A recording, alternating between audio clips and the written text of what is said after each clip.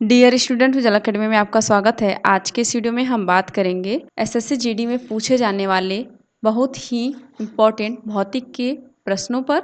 तो जैसा कि मैंने पार्ट 1 वाले वीडियो में 1 से 25 तक के क्वेश्चन को कवर करवा चुकी हूँ। इस वीडियो में हम देखेंगे 26 से पूरा 50 तक के क्वेश्चन, यानी कि 26 से 50 तक के जो क्वेश्चन बाकी रह गए थे उनको हम कवर करेंगे। तो यदि आपने अभी तक मेरी पिछली वीडियो यानी कि पार्ट 1 वाली वीडियो नहीं देखी तो चैनल पर जाकर देख लें, क्योंकि उसमें भी मैंने बहुत ही इंपॉर्टेंट एवं सेलेक्टेड क्वेश्चन को कवर करवाया है, जिसमें आपकी तैयारी में कोई कमी ना रह जाए। और अगर आपके दोस्त भी तैयारी में लगे हुए हैं तो उनके साथ भी मेरा वीडियो शेयर कर दीजिएगा, ताकि उनका भी हेल्प हो सके। और यदि आप चैनल पर नए हैं तो चैनल को सब्सक्राइब कर लें और बेल आइकन को भी प्रेस कर लें, ताकि मेरी आने वाली हर एक वीडियो आप तक पहुँचती रहे। तो चलिए बात कर लेते हैं क्वेश्चन नंबर 26 की। देखिए क्वेश्चन नंबर 26 है, ध्वनि तरंगों की प्रकृति होती है। जो ध्वनि तरंगे होती हैं उनकी प्रकृति की बात की जा रही है आपसे। देखिए एक बात का ध्यान रखिएगा हमेशा कि हर एक क्वेश्चन का आंसर करते चलिएगा। कमेंट करके आप लोग आंसर बताएंगे कि ध्वनि तरंगों की प्रकृति कैसी होती है। ऑप्शन की अगर हम बात करें तो आपके सामने दी गई है अनुप्रस्थ, अनुदैर्ध्य, विद्युत चुंबकीय या फिर अप्रगामी। बताइए ध्वनि तरंगों की प्रकृति कैसी होती है। देखिए यहाँ पर अगर हम बात करें ध्वनि तरंगों की प्रकृति की, तो वो होती है अनुदैर्ध्य। अनुदैर्ध्य होती है, यानी कि ऑप्शन नंबर 20 क्वेश्चन का राइट आंसर हो जाएगा। याद रखेंगे अनुदैर्ध्य। आगे क्वेश्चन नंबर 27, निम्न में से कौन सा कथन ध्वनि तरंगों के लिए सत्य है। अभी तो हम बात किए ध्वनि तरंग की प्रकृति की, जो कि अनुदैर्ध्य होती है, पर यहाँ पर पूछा गया है अब ध्वनि तरंगों के लिए सत्य कथन की बात की जा रही है। ऑप्शन देखिए आपके सामने दिया गया है, इनको ध्रुवित किया जा सकता है। क्या ध्वनि तरंगों को ध्रुवित किया जा सकता है, या फिर ये निर्वात में चल सकती हैं, क्या ये करेक्ट है, या फिर 0 डिग्री सेल्सियस पर इनकी चाल 332 मीटर प्रति सेकेंड होती है, क्या ये कथन करेक्ट है, या फिर उपर्युक्त सभी कथन सत्य हैं। बताइए यहाँ पर कौन सा ऑप्शन करेक्ट हो जाएगा ध्वनि तरंग के लिए। देखिए अगर हम बात करें ध्वनि तरंग के लिए सही कथन की, तो यहाँ पर सही कथन है option number C, 0 degree Celsius पर इनकी चाल 332 मीटर प्रति सेकेंड होती है। याद रखिएगा ये ध्वनि तरंग के लिए, ये ध्वनि तरंग की बात की जा रही थी कि 0 डिग्री सेल्सियस पर भी इनकी चाल 332 मीटर प्रति सेकेंड होती है, यानी कि ऑप्शन नंबर सी इस क्वेश्चन का राइट आंसर हो जाएगा। बहुत ही इंपॉर्टेंट एवं सेलेक्टेड क्वेश्चन है ये, तो इसे इंपॉर्टेंट में जरूर नोट कर लीजिएगा। आगे क्वेश्चन नंबर 28, अवश्रव्य तरंगों की आवृत्ति होती है। जो अवश्रव्य तरंगे होती हैं उनकी आवृत्ति पूछा गया आपसे। ऑप्शन देखिए दिया गया है यहाँ पर, 20 हर्ट्ज से कम, या फिर 20 हर्ट्ज से अधिक, या फिर 20,000 यानी कि 20,000 हर्ट्ज से अधिक, या फिर 20 हर्ट्ज से लेकर 20,000 हर्ट्ज। बताइए क्या हो जाएगा अश्रव्य तरंगों की आवृत्ति। देखिए बहुत ही सेलेक्टेड क्वेश्चन आपके सामने देखने को मिल रहे हैं। तो अगर आप अभी तक चैनल को सब्सक्राइब नहीं किए होंगे तो चैनल को सब्सक्राइब कर लेंगे, क्योंकि ऐसे ही back to back important question की सीरीज में लाने वाली हूँ। तो मेरे चैनल के साथ बने रहिएगा, और मैं उम्मीद करती हूँ कि वीडियो को लाइक भी कर दिए होंगे। तो चलिए आंसर करिए, क्या हो जाएगा अश्रव्य तरंगों की आवृत्ति। तो अगर जितने लोग यहाँ पर आंसर कर पा रहे हैं ऑप्शन नंबर ए वो बिल्कुल करेक्ट हैं, 20 हर्ट्ज से कम, यानी कि 20 हर्ट्ज से कम होती है अश्रव्य तरंगों की आवृत्ति। इस क्वेश्चन का राइट आंसर है ऑप्शन नंबर ए। याद रखेंगे। देखिए आगे क्वेश्चन नंबर 29, किस माध्यम में ध्वनि सबसे तेज चलती है। बताइए किस माध्यम में ध्वनि सबसे तेज चलती है। अगर ऑप्शन की बात करें तो आपके सामने दिया गया है, क्या वो ठोस, या फिर द्रव में, या फिर गैस में, या फिर वायु में। बताइए ध्वनि सबसे तेज किस में चलती है। देखिए यहाँ पर अगर हम बात करें ध्वनि की तेजी की कि किस माध्यम में ध्वनि सबसे तेज चलती है, तो माध्यम है ठोस। ठोस में सबसे अधिक तेजी से चल पाती है ध्वनि। याद रखेंगे, यानी कि ऑप्शन नंबर ए इस क्वेश्चन का राइट आंसर हो जाएगा। आगे क्वेश्चन नंबर 30, वायु में ध्वनि का वेग क्या होता है। ध्वनि के वेग के साथ बताइए, वो भी वायु में। ऑप्शन आपके सामने दिया गया है, तापमान के बढ़ने से घटता है, या फिर तापमान के घटने से बढ़ता है, या तापमान पर आश्रित नहीं रहता, या फिर तापमान के घटने से घटता है। बताइए वायु में ध्वनि का वेग क्या हो सकता है। देखिए अगर हम बात करें वायु में ध्वनि का वेग, तो वो रहता है तापमान के घटने से घटता है। याद रखिएगा वायु में ध्वनि का वेग तापमान अगर घटेगा तो वो भी घट जाएगा, यानी कि वायु का वेग भी घट जाएगा। यहाँ पर ऑप्शन नंबर डी इस क्वेश्चन का राइट आंसर हो जाएगा। देखिए आगे क्वेश्चन नंबर 31, वस्तु के वेग तथा उसी माध्यम में एवं उन्हीं परिस्थितियों में ध्वनि के वेग के अनुपात को कहते हैं। क्या कह रहा है क्वेश्चन, वस्तु के वेग तथा उसी माध्यम में एवं उन्हीं परिस्थितियों में ध्वनि के वेग के अनुपात को क्या कहते हैं। ऑप्शन देखिए दिया गया है स्थायित्व संख्या या फिर लैलास संख्या या फिर ओक्टेन संख्या, मैक संख्या। बताइए ध्वनि के वेग के अनुपात को क्या कहेंगे जब वस्तु के वेग तथा उसी माध्यम में उसी परिस्थिति में हो तो ध्वनि के वेग का अनुपात क्या होगा। मैं उम्मीद करती हूँ कि आपको क्वेश्चन समझ में आ गया होगा, तो जल्दी जल्दी आंसर करेंगे। देखिए यहाँ पर जितने भी लोग यानी कि जितने भी अभ्यर्थी यहाँ पर आंसर कर पा रहे हैं ऑप्शन नंबर डी वो बिल्कुल करेक्ट है। मैक संख्या, उसके अनुपात को क्या कहते हैं, मैक संख्या। याद रखिएगा, यानी कि इस क्वेश्चन का राइट आंसर है ऑप्शन नंबर डी।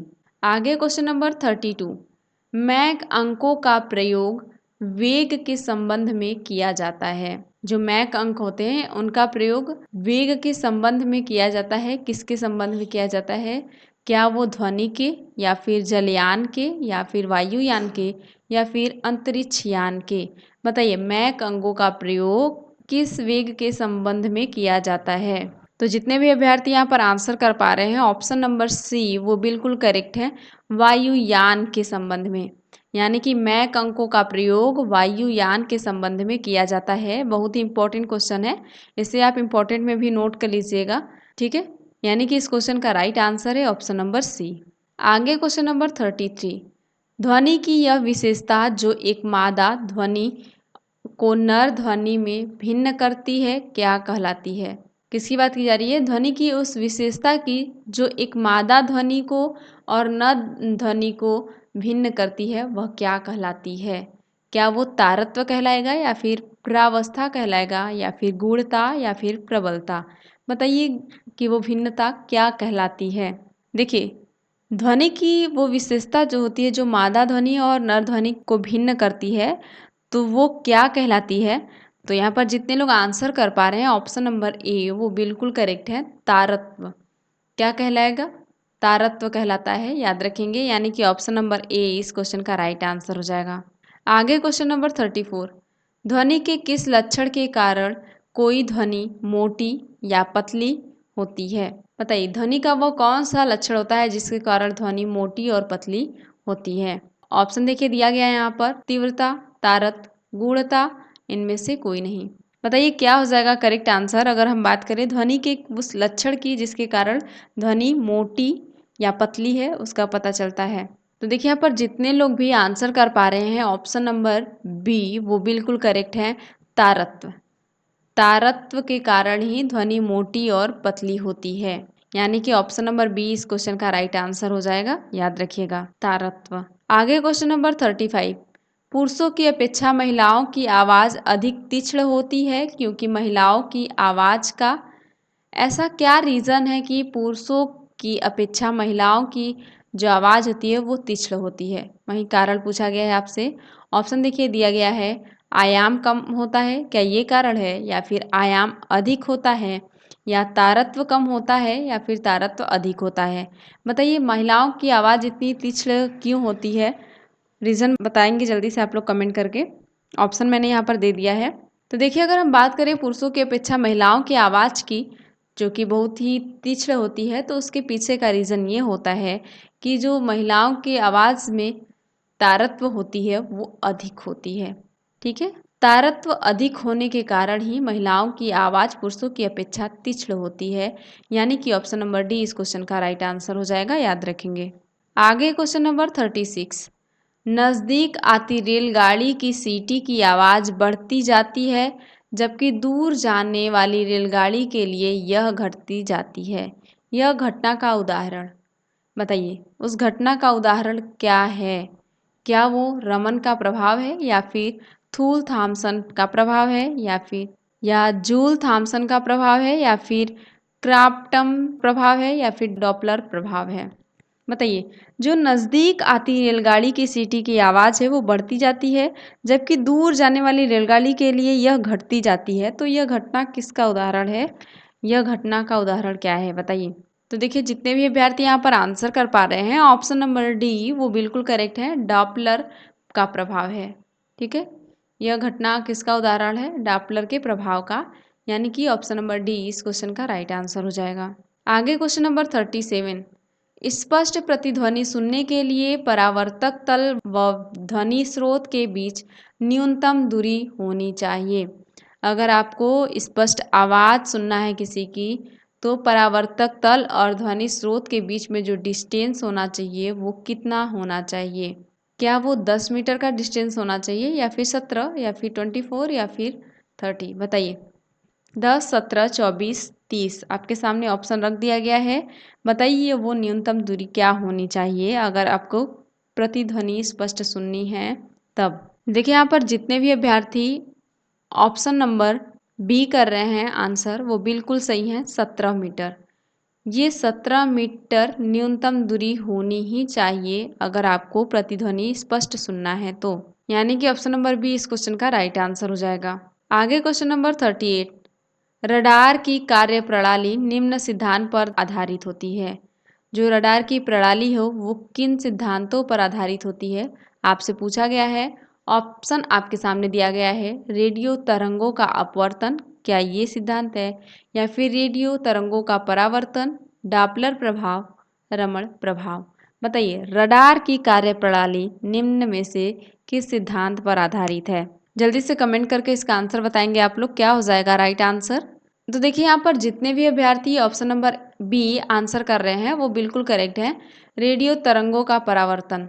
ये रडार की जो कार्य प्रणाली है वो रेडियो तरंगों का परावर्तन जो सिद्धांत है उस पर ही आधारित होती है, यानी कि ऑप्शन नंबर बी इस क्वेश्चन का राइट आंसर हो जाएगा। आगे क्वेश्चन नंबर 39। स्टेथोस्कोप ध्वनि के किस सिद्धांत पर कार्य करता है? जो स्टेथोस्कोप है वो ध्वनि के किस सिद्धांत पर कार्य करता है? ऑप्शन आपके सामने दिया गया है। क्या वो सिद्धांत परावर्तन है या फिर अपवर्तन या विवर्तन या विवर्तन? बताइए। ऑप्शन यहाँ पर रिपीट हो गया है, घबराइएगा नहीं। देखिए अगर स्टेथोस्कोप ध्वनि के किस सिद्धांत पर कार्य करती है इसकी बात की जा रही है यहाँ पर, तो जितने लोग भी आंसर कर रहे हैं ऑप्शन नंबर ए वो बिल्कुल करेक्ट हो जाएंगे, परावर्तन। जो स्टेथोस्कोप ध्वनि है वो परावर्तन सिद्धांत पर कार्य करती है, याद रखिएगा, यानी कि ऑप्शन नंबर ए इस क्वेश्चन का राइट आंसर हो जाएगा। आगे क्वेश्चन नंबर 40। किस ध्वनि स्रोत की आवृत्ति में होने वाले उतार चढ़ाव को कहते हैं? किसकी बात की जा रही है यहाँ पर? किस ध्वनि स्रोत की आवृत्ति में होने वाले उतार चढ़ाव को कहते हैं? बताइए। ऑप्शन देखिए यहाँ पर आप दिया गया है। रमण प्रभाव, क्या ये है? या फिर डॉपलर, क्राम्पटन या फिर विद्युत प्रकाश विद्युत प्रभाव। तो देखिए यहाँ पर करेक्ट आंसर की अगर हम बात करें तो जितने भी अभ्यर्थी ऑप्शन नंबर बी कर रहे हैं आंसर वो बिल्कुल सही है, डॉपलर प्रभाव। डॉपलर प्रभाव ध्वनि स्रोत की आवृत्ति में होने वाले उतार चढ़ाव को कहते हैं, यानी कि ऑप्शन नंबर बी इस क्वेश्चन का राइट आंसर हो जाएगा। आगे क्वेश्चन नंबर 41। एक जेट वायुयान 2 मैक के वेग से हवा में उड़ रहा है जब ध्वनि का वेग 332 मीटर प्रति सेकेंड है, तो वायुयान की चाल कितनी होगी? आपसे वायुयान की चाल कितनी होगी वो पूछा गया है, तो इसको निकालिएगा। जितना भी आंसर आएगा आप कमेंट करके बताइएगा क्या हो जाएगा राइट आंसर यहाँ पर। ऑप्शन देखिए आपके सामने दे दिया गया है। ऑप्शन क्या है? 166 मीटर प्रति सेकेंड, क्या ये चाल रहेगी? या फिर 66.4 मीटर प्रति सेकेंड, या फिर 332 मीटर प्रति सेकेंड, 664 मीटर प्रति सेकेंड। बताइए क्या वायुयान की चाल कितनी रहने वाली है? जो भी करेक्ट आंसर आएगा आप यहाँ पे कमेंट करके जरूर बता दीजिएगा। चलिए मैं भी बता देती हूँ क्या हो जाएगा यहाँ पर करेक्ट आंसर।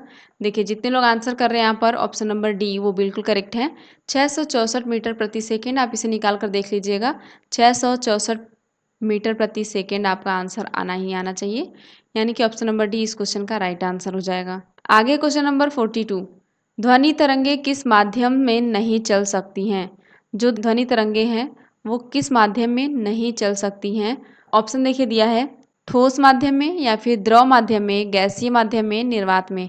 बताइए ऐसा कौन सा माध्यम है जिसमें ध्वनि तरंगे नहीं चल सकती हैं। देखिए अगर हम यहाँ बात करें राइट आंसर की, ध्वनि तरंगे किस माध्यम में नहीं चल सकती हैं उसकी, तो यहाँ पर जितने लोग आंसर कर रहे हैं ऑप्शन नंबर डी वो बिल्कुल करेक्ट है, निर्वात में।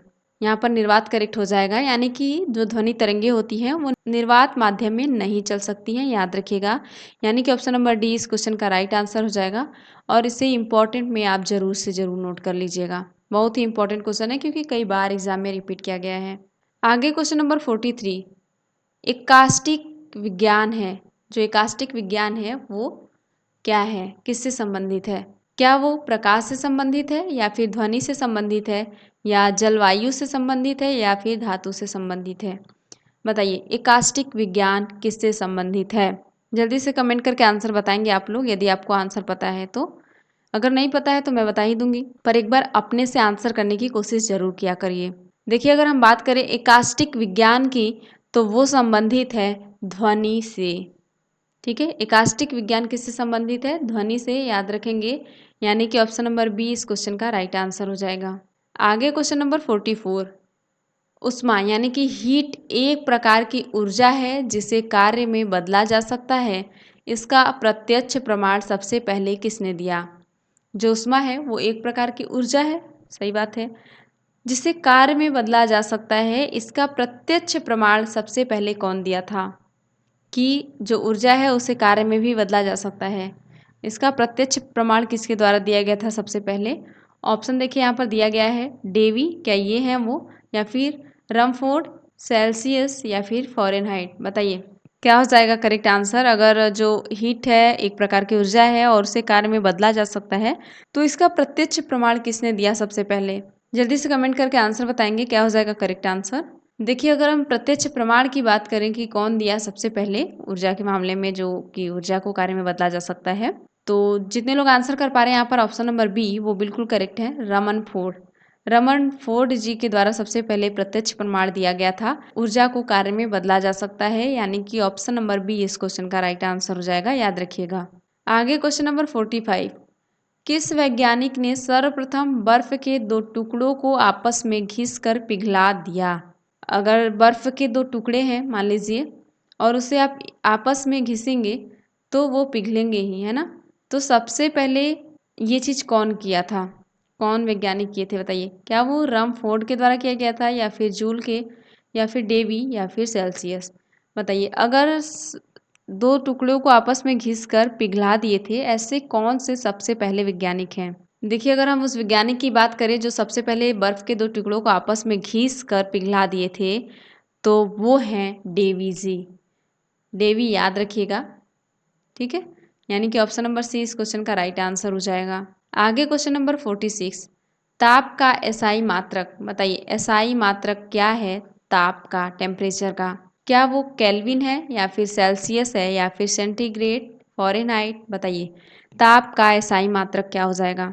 जल्दी से कमेंट करके आंसर बताएंगे आप लोग। बहुत ही इजी क्वेश्चन यहाँ पर आपसे पूछ लिया गया है। आप जल्दी से कमेंट करके आंसर बताएंगे क्या हो जाएगा ताप का एसआई मात्रक। देखिए अगर हम बात करें ताप के एसआई मात्रक की तो वो हो जाएगा केल्विन। केल्विन याद रखेंगे, ये ताप का एसआई मात्रक है, यानी कि ऑप्शन नंबर ए इस क्वेश्चन का राइट आंसर हो जाएगा। आगे क्वेश्चन नंबर 47, निम्न में से कौन सही है। इसमें से कौन सा कथन ऑप्शन सही है बताइए। कौन सा फार्मूला यहाँ पर करेक्ट हो जाएगा, जल्दी से कमेंट करके बताएंगे आप लोग। तो देखिए अगर हम करेक्ट फार्मूले की बात करें तो यहाँ पर है option number A, W/Q = J, यानी कि ऑप्शन नंबर ए इस क्वेश्चन का राइट आंसर हो जाएगा, यही सही कथन है, याद रखिएगा। आगे क्वेश्चन नंबर 48, बर्फ पर दाब पड़ने से उसका गलनांक। अगर बर्फ पर दाब पड़ता है तो उसका गलनांक क्या होगा बताइए जल्दी से। ऑप्शन देखिए दिया गया है, घट जाएगा, क्या गलनांक घट जाएगा या फिर बढ़ जाएगा या फिर अपरिवर्तित रहेगा या शून्य हो जाएगा। बताइए बर्फ पर दाब बढ़ाने से उसका गलनांक क्या होगा। जल्दी से आंसर करेंगे क्या हो जाएगा करेक्ट आंसर। तो देखिए जितने भी अभ्यर्थी यहाँ पर आंसर कर रहे हैं ऑप्शन नंबर ए वो बिल्कुल करेक्ट है।